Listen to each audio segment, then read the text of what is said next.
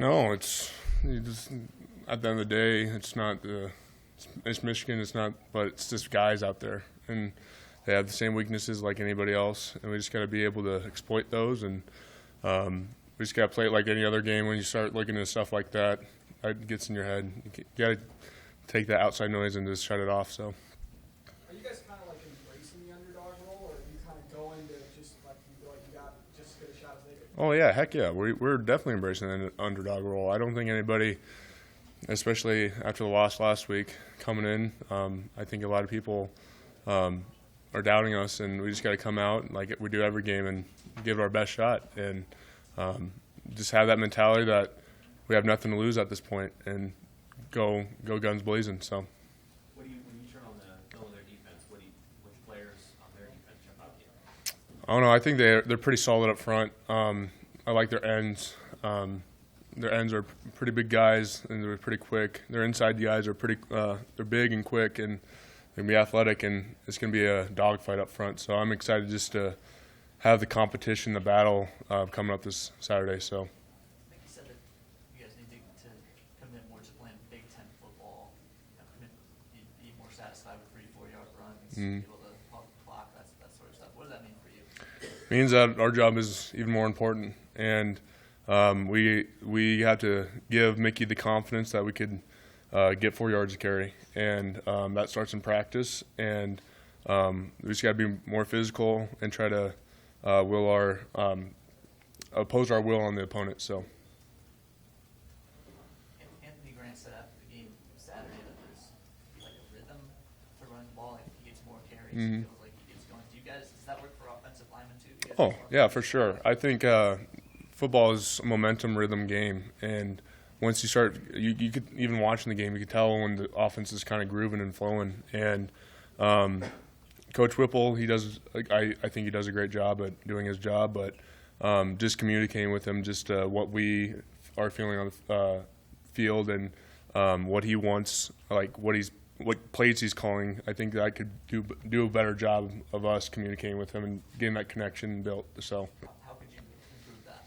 Just coming off the sideline and say, hey, Coach, I think whatever this play is working right now, let's call it more, and just build that relationship. So. I know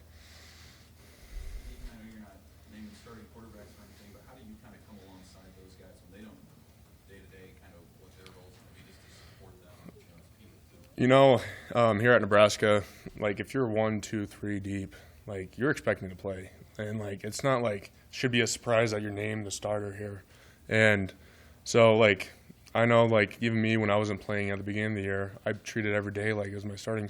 So when it was my time to come up and my name was called, I was ready, and I think the quarterbacks have the same approach of they don't know, like I don't know. I'm not a QB's coach. I don't focus on that, but they coming into practice knowing that their number is going to be called at any time. They need to be ready. So I think they're doing a good job at just preparing themselves for the game this Saturday. So. And just from your perspective, how tough is the knowing or the not knowing just generally?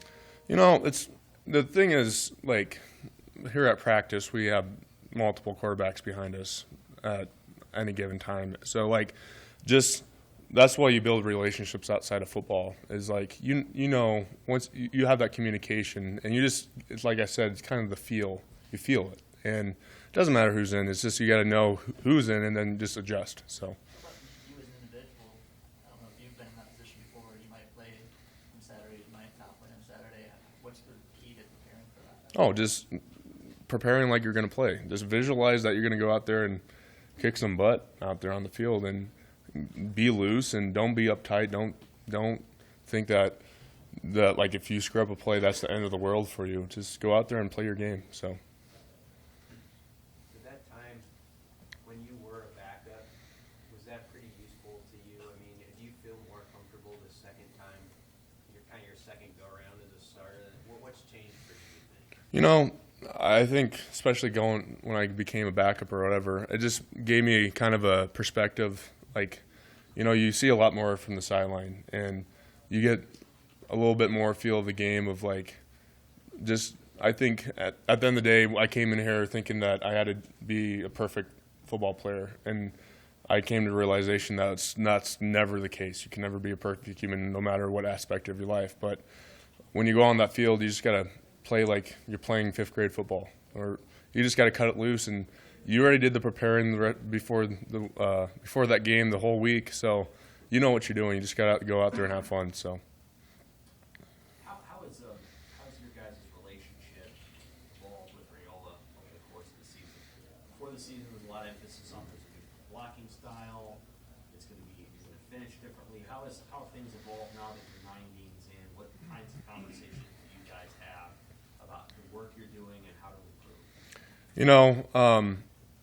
Like you said, with any relationship, the longer you stay in it, the more close knit it gets. And I think especially, I think every game we're stacking a little bit better. We're getting a little bit better. We're getting to the expectation or the standard we set for ourselves every game. But he at this point we know the system he's trying to operate in, and we just make small adjustments all the time. It's no big major. Hey, you're doing this completely wrong. It's just, hey, you just need to do this a little bit better. And then the small adjustments get us to where we want to go. So. What is the emphasis point? Like, what does he want you guys to do in the game, I suppose? I think just believe. You got to believe that we're going to move the man in front of us and believe that we're going to win this game. I think at the end of the game, you could drop all the X's, O's you want, but if you're doubting yourself or anything, you're going to play like that. So at the end of the day, you got to go on the field and just believe that you're going to get the job done and believe we're going to win. It's that belief factor that makes a good team great. So. All